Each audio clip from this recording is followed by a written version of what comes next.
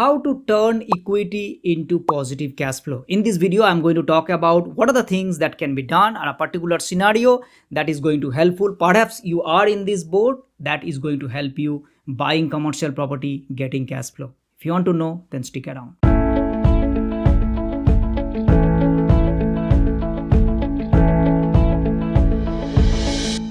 Okay, so how to turn equity into cash flow? Now, let's assume that you are a homeowner, like basically you have your home and you bought it probably 4 or 5 years ago, and that property or like that your principal place of residence has gone up 30-40%. So let me give you a concrete example. Let's say you bought that property for $1 million with the 80% LVR. That means 800,000 is your loan and 200,000 is your equity. Fast forward today, that property has gone up to become $1.5 million.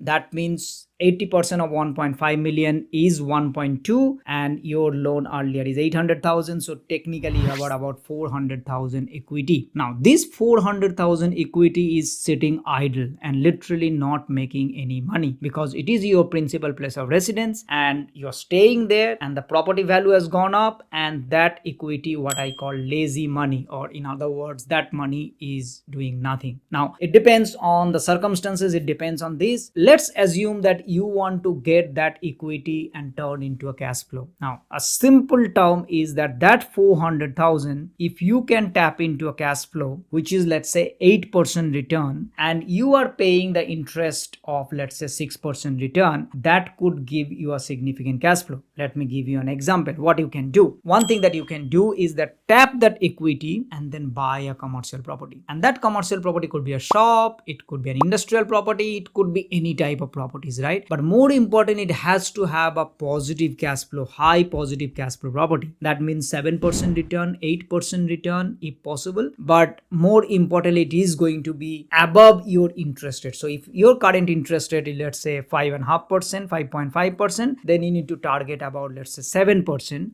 to get a positive cash flow. Now, first of all, what you are doing is that you are buying another investment. So it's like a commercial property is another form of investment, right? That you are doing. So you are creating your asset value. That's one thing. Second thing is that by tapping the equity, what you are doing is that you are getting a better cash flow. Now in this example, let's say if you have $400,000 equity, that $400,000 equity technically you can buy $1.2, $1.3 million commercial property, and that $1.3 million commercial property, let's say, give you 100,000 return, which is around 7%, 7.5% net return. Remember, commercial property rent is net rent, means all the outgoings will be paid by the tenant, which basically means that the 7% net return that you are getting, assuming the loan is completely on your commercial property, which means that you tap the equity, you gave it to the bank, but the whole $1.2 million loan is on the commercial property itself. So